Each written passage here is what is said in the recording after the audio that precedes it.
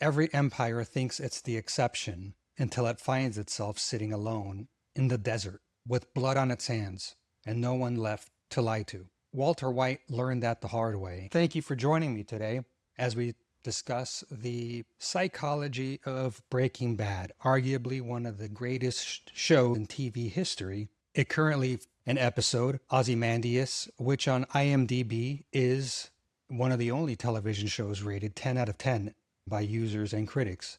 It is that good.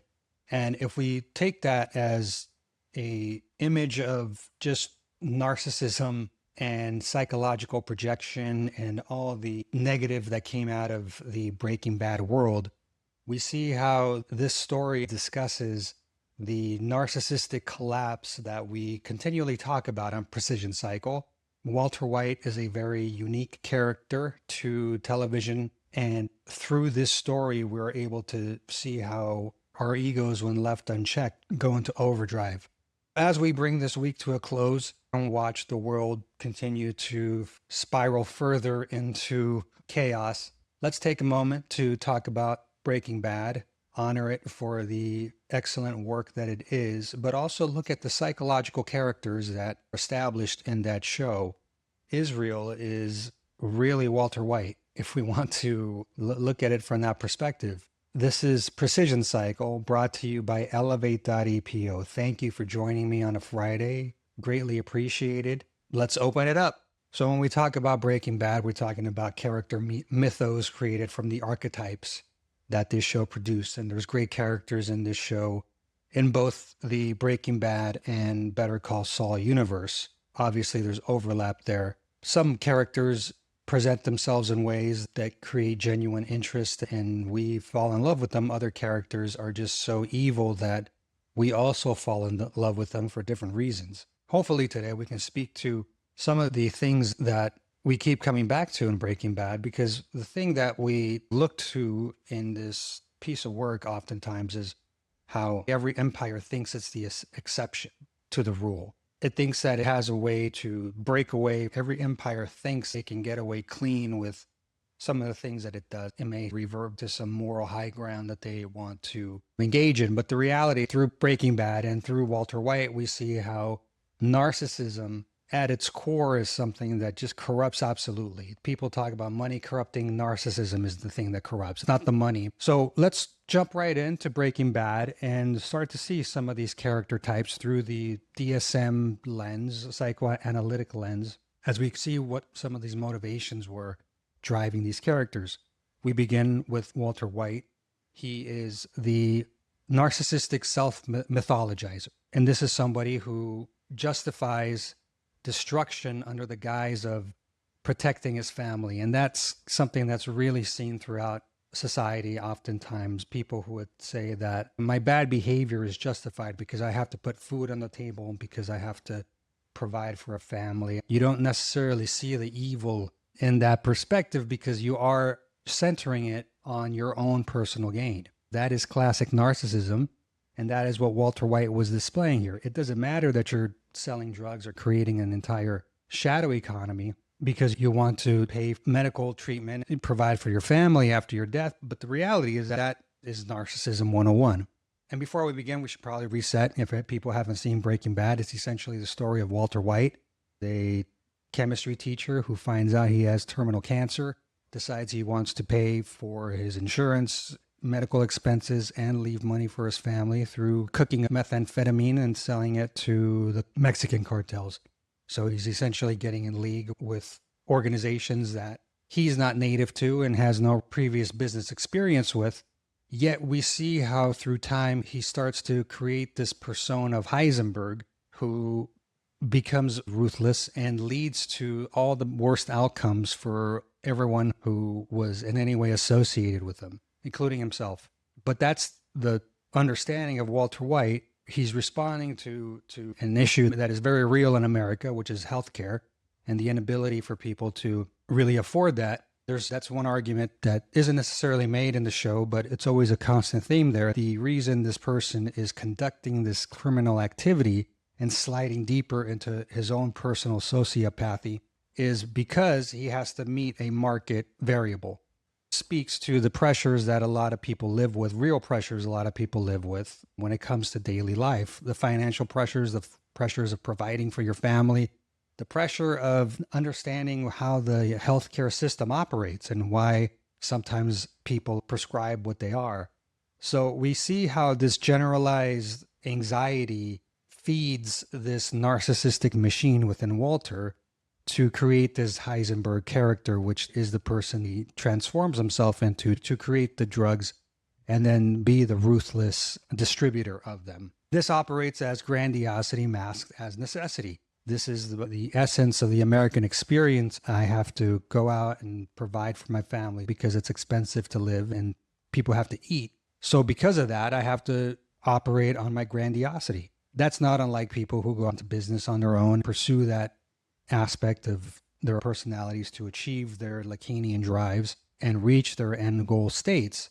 But we see how through that process, Walter White becomes this gaslighting machine who just manipulates, controls every aspect of this until the empire collapses under its own delusion. People associated with Walter are sucked into this universe and affected in negative ways, to the extent that some of them actually lose their life. We go back and you look at Howard Hamlin, who, if we look at the Better Call Saul series, we see shades of this where Howard Hamlin was murdered by Lalo Salamanca, essentially just for wanting to get answers. That's a very good parallel to how people in Walter's universe, their outcomes appear. People who are just passively affected or actively affected because Walter decided that these people are going to be the target of his ire, how their bad outcomes usually are associated with this connection. When he says, "Say my name," it's not confidence. That scene where he's saying, "I'm the danger," he's having a conversation with Skyler White about how he has it under control, he knows what he's doing. That's not confidence. It's the cry of a man who traded truth for control. It's the cry of a man who is hiding behind the projection that his wounded and weak ego has to project to feel some sense of control in his life. And these are the points in the story when we want to look at them as these are these grandiose moments that define Heisenberg. No, those are the low point moments that define Walter White and his continued decline into his narcissistic personality disorder and sociopathy, to the extent where he's essentially setting up military caliber weaponry to kill entire cartel members at the end. This isn't any type of real masculine containment. And so what we're seeing here is a character that slides deeper into shame. All that is shame at the end of the day, because this is the mark of a man who knows that his life was defined by his inability to achieve the greatness he once thought he could achieve. He walked away from an opportunity that was going to give him a big piece of, that was going to give him that type of success, and was cut out of that. And that's the permeating theme, the fact that he was left out of this thing that exploded and became this billion-dollar idea. That was such the ego hit. That was the ego hit to the person who's really weakly constructed. And we see how someone devolves straight into psychopathy. Walter White is a tragic figure, somebody who has become a meme throughout the internet and social media, but really speaks to that inner masculinity that fails us and has us living our worst lives and doing the worst things for ourselves. Moving on to Skyler White. Skyler White is the enabler who features a lot of internalized shame. She oscillates between appeasement and confrontation. She's more than willing to accept the money and the riches, while at the same time throwing it back on Walter that what he's doing is not appropriate. And that's something that a lot of women find themselves attached to. If you go back and we look at Karen Hill from last week's Goodfellas analysis, this is the same dynamic. This is somebody who is addicted to the action, but really wants to hide behind the moral high ground. They also want to protect themselves against any type of internal shame. She represents the compromised conscience that stays in the system too long. How many women don't stay in systems too long? To Karen Hill, Skyler White, they're both in it because they're attracted to the danger. They're attracted to the money. They're attracted to the idea that power is just over the grasp. This is a unique thing that occurs with women because their narcissism is often placed in the little bit of control that they do have in society. That's theory, science that goes into that statement. What we see is there is this active attempt to shame Walter while at the same time manipulating and encouraging bad behavior. At the end, when the truth comes out, she does the right thing and decides to distance herself. You see how her guilt mirrors the guilt of citizens complicit in empire building. If we want to draw that parallel, the guilt that people in society experience when they see that their government is killing other people in their name, we oftentimes absorb that as a common guilt that has us projecting our worst parts of ourselves as well. Skyler White, while she does present this moral compass in the story, is someone who is highly complicit in Walter White's downfall and his slide into all these pathological behaviors without any type of background. There are significant issues with Skyler White and her anxiety management. She has a child who has special needs. That is extremely difficult for anybody to have to manage and hold, while at the same time wanting to believe her husband is doing things in an appropriate manner. But we also recognize how she fights herself when she understands that some of this work and the things that she's doing is not on the up and up. We see the break at the end where she decides to move away from Walter, not without blame in the story here. Skyler White does represent someone who I think a lot of men have visions of as women in their life, women that tell them that their fire is dangerous while at the same time encouraging the fire. That's something that is universal within Skyler White and Karen Hill, if we want to take that comparison. Moving on to Hank Schrader. Hank Schrader is the moral superego and the moral compass of the show. The conscience that must be sacrificed for the empire to live. Hank is. Walter White had every intention to build his empire. He had every intention to attempt to shield his loved ones from all the danger that came with that. He knew that Hank was going to have to be part of something that he would have to kill off, whether internally or externally, because that part of ourselves can't survive when we're actively engaged in narcissistic behaviors. So embodiment here in the story, Hank Schrader represents the piece of us that knows better. He represents the piece of us that wants to do things the right way, the one that wants us to show up the right way and be authentic and within the rules of the road. But we also see how he has to die when the truth becomes inconvenient. And as it leads up to that brilliant scene in Ozymandias, there's this quiet acceptance that Hank has at the end when he knows he's about to die. And I think for me, that's why the episode hits so hard and why it's so difficult for me to watch, because in that moment, you're not just killing off a character, you're killing off a part of yourself that has had to suspend reality to be part of the story. Is that good? You have to kill off that thing inside of you, not unlike a lot of narcissists have to kill off, when we do that split, the authentic self, per Winnicott, if we want to go back to referencing Donald Winnicott, to have our false self live. And this is really why Hank Schrader is one of the most compelling characters in television, because his pursuit for justice and truth is rooted in an actual desire to improve outcomes and have society a great place for him to raise his family. However, we also see the juxtaposition in between Walter White, who was involved in criminal activities, and Hank Schrader, who is a law enforcement agent. The ways in which Walter had to lie to himself to be able to continue to operate, essentially implicating that part of himself and really identifying the good split within him and actively killing it off. Hank Schrader, to me, has always been the focal point of the story, because he represents that little piece of us that we knowingly throw away when we decide that we're committed to this position and we're committed to this work that we're about to do and the outcome. Moving on to Jesse Pinkman. Pinkman represents the inner child in everyone. He's a sensitive, vulnerable, corrupted individual, and he's been corrupted by narcissism. We are introduced to Jesse as just a pot-smoking, drug-dealing young man who slowly starts to take on the son that Walter never had and the father that Jesse always wanted. And so as his relationship becomes further entrenched in narcissism, we see how Jesse wants to belong so badly that his outcome is that he's enslaved. That's the extent of how much he wants to be part of something, part of a family. And that's hard to watch sometimes. After Ozymandias, the gang had essentially imprisoned Jesse to be the creator of the methamphetamine, tying him up and being chained in the basement. That represents that piece of ourselves that we keep chained in our own little basement to produce and continue to produce narcissism. His outcome is that he ends up in chains before he's released by Walter at the end.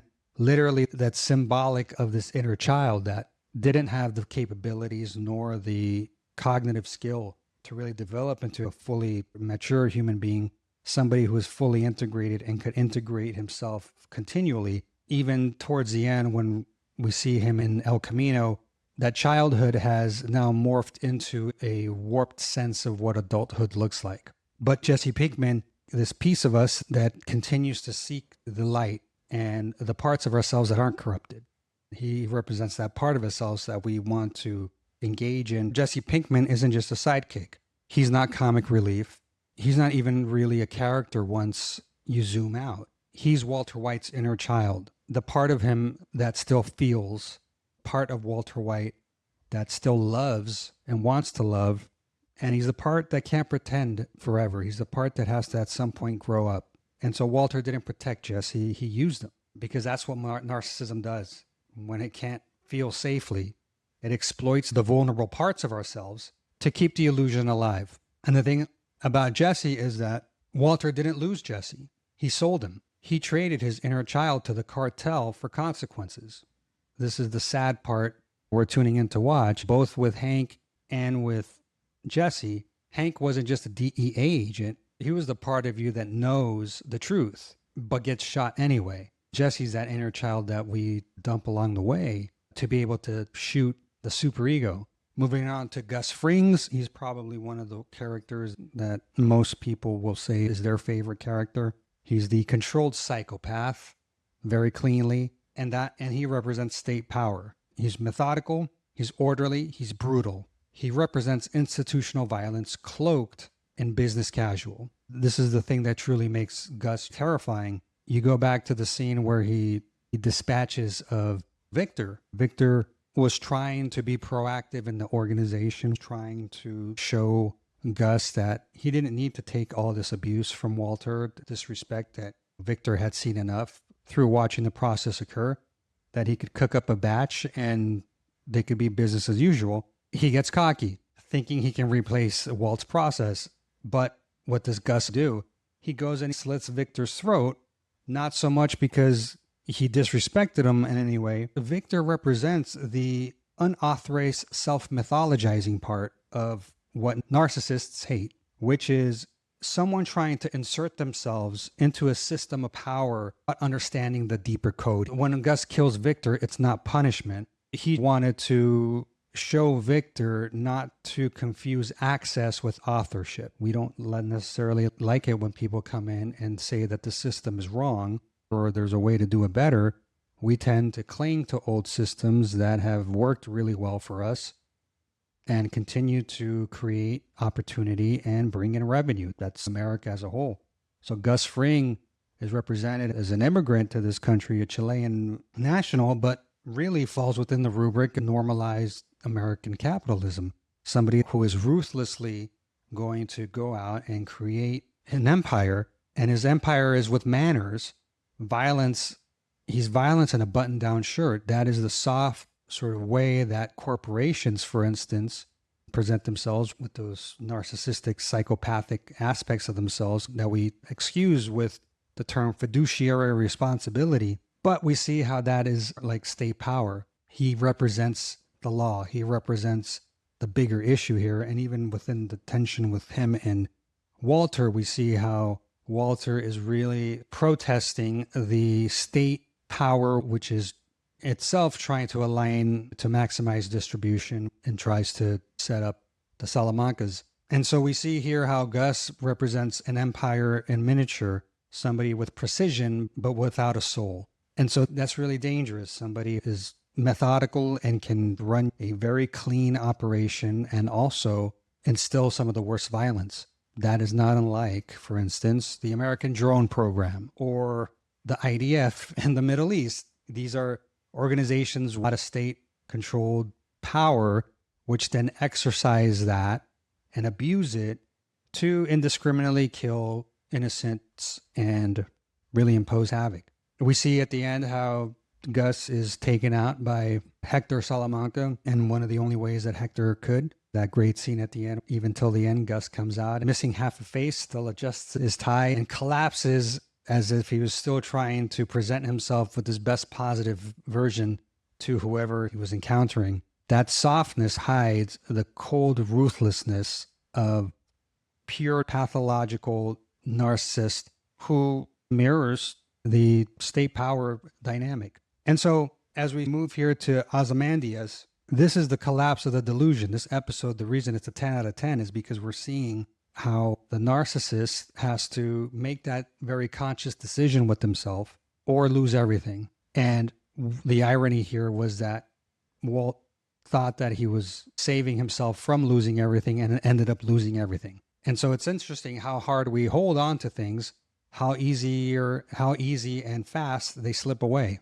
That's a very unique trope in psychodynamics. One of the things that I've always tracked with every one of my clients is how they seem to always want to hold on to things and how those things they're dying to hold on to end up just slipping away even faster.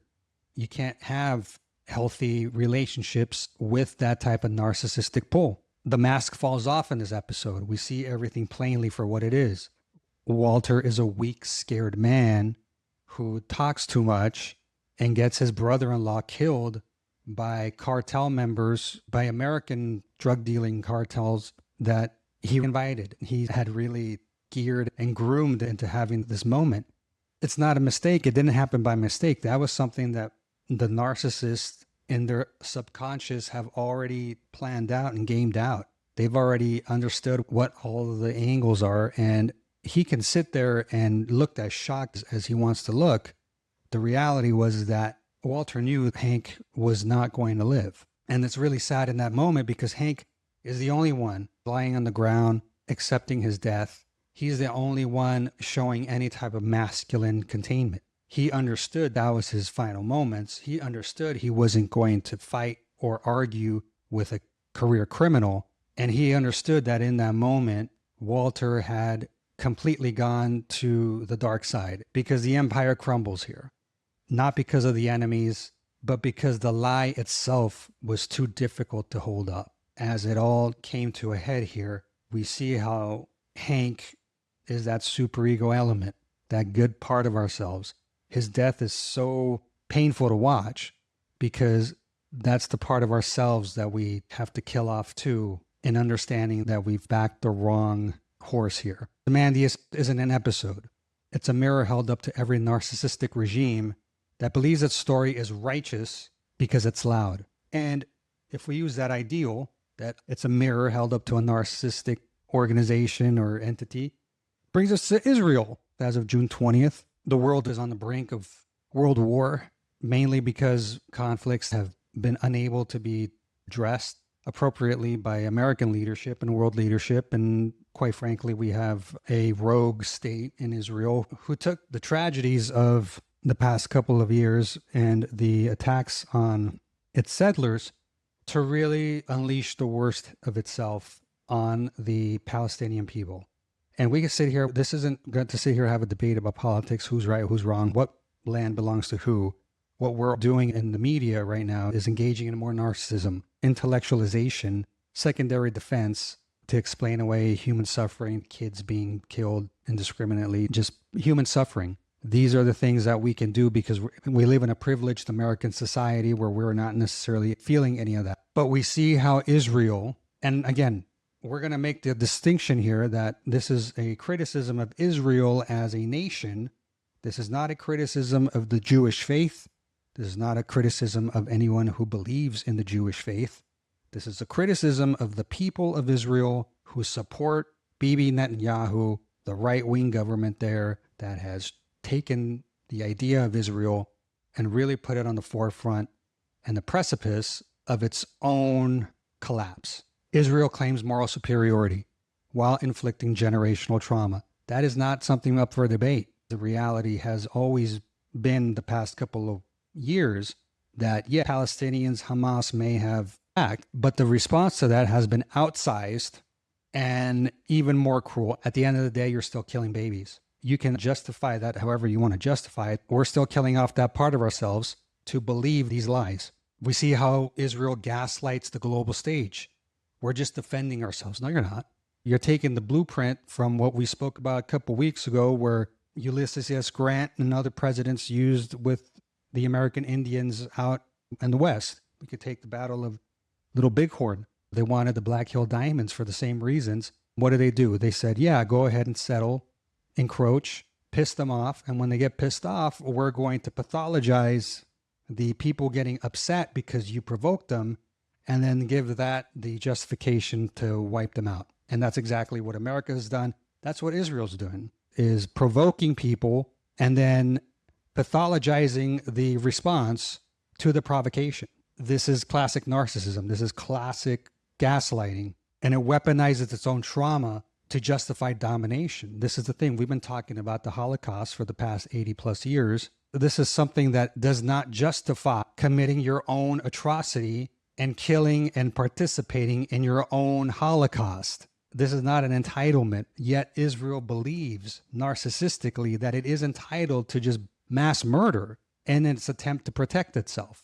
And then we see how on the tropes online, Israelis who are celebrating people dying and then coming out and ironically saying the same things about when they themselves are being bombed by Iran. These are the classic projective tropes of people who are in severely entrenched narcissism.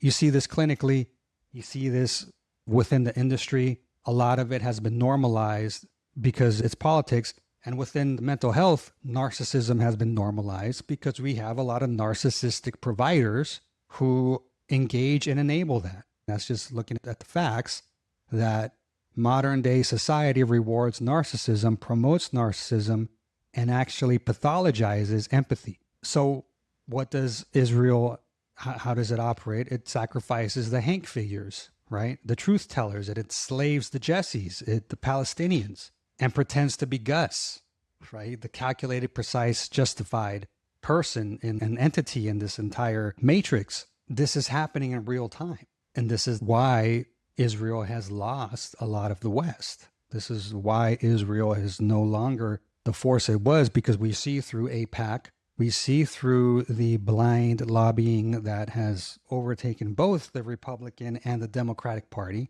to the extent where, again, we're normalizing death, human suffering for money. And the extent to what Israel has done is quite long and extensive. But I just go back to 2010, Stuxnet, when they were able to release a virus into the Iranian defense system, where they were actively controlling and destroying Iranian systems that were engaged in nuclear fission. You can have your opinions about whether or not sovereign nations are entitled to have their own nuclear programs, but we see how since 2010, Stuxnet, Israel has continued to essentially go out there and continue a terror campaign against the Arab world by gaslighting the Western world. Just like Walter White, Israel believes it's the victim, even as it becomes the villain in its own story.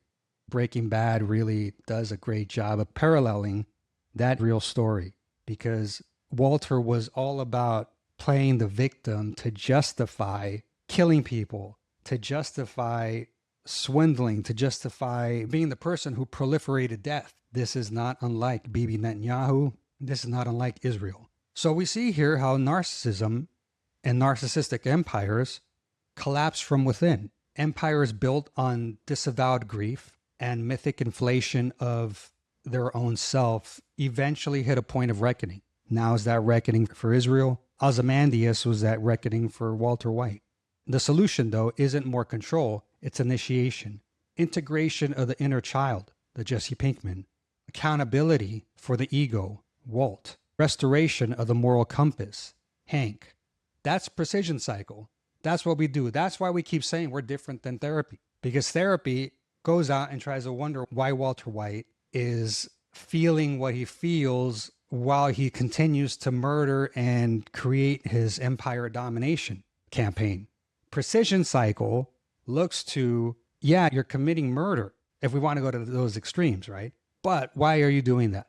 Because you have a failure to integrate your inner child. You have a lack of accountability of your ego, and you are desperately looking to restore your moral compass. And that's what PrecisionCycle does. It helps you integrate these parts of yourself so that you can no longer be that narcissistic version that goes out and blindly consumes, blindly destroys, blindly keeps taking from people and gaslighting them and becoming the worst version of yourself. Walter White had to watch it all burn down before he told the truth. In the end, he said, I did it for me. How long until Israel does the same? That they've done it all for themselves. And that is the reason why they are currently engaged in essentially a operation that will genuinely take them off the face of the earth if they continue to go down a military path with Iran. That's been a lot to link together, and we can have a whole conversation about that. I just want to introduce this topic, and if there's interest to go deeper into it, we can. This week has been a little difficult for me because I've had to deal with some personal issues, but we will be back on track for next week. I also want to announce that we are PrecisionCycle TV on YouTube, TikTok, Instagram, and now Twitter. You can find all of our media there. Please interact. Please come and check us out. I also invite you to contact me, DM me for your June Calibration Call. The Calibration Call is your opportunity to take advantage of special pricing for PrecisionCycle. You come in, we will sit down, you talk to me, we take that information, we run it through the 7 dimensions of personality assessment that PrecisionCycle features. You get a roadmap to how we can keep you from becoming the worst parts of Walter White. We help you bring yourself back into calibration so that you are the best version of yourself, so that you are the person who is getting the raise, so you are the person that is holding boundaries, so you are the person that is now more successful and has DMs full of texts from people that find you attractive in whatever way you want to feel attractive and be attractive, because that's what PrecisionCycle does. It helps us move past our inner child, reconcile the pain and the wound there. It helps us integrate the Hank Schrader part of our personality so that we hold on to the strength of that moral compass and we balance out our drive with actual controls and boundaries that keep us calibrated, centered, active, and successful. Please feel free to reach out. This isn't therapy. This is not coaching. This is PrecisionCycle. Thank you very much for joining me on a Friday. As the world continues to spiral into chaos, my hope for you is that you have a wonderful day and weekend with your family, with yourself, that you appreciate the beauty of life, the beauty of this world, and that we continue to find the things within us that bring us together and not tear us apart. We'll be back on Monday with 3 new shows. This week got a little bit sidetracked, but we're back on track. Thank you for joining me for this episode of PrecisionCycle, brought to you by Elevate.epo. I'm Enrique. Thank you very much.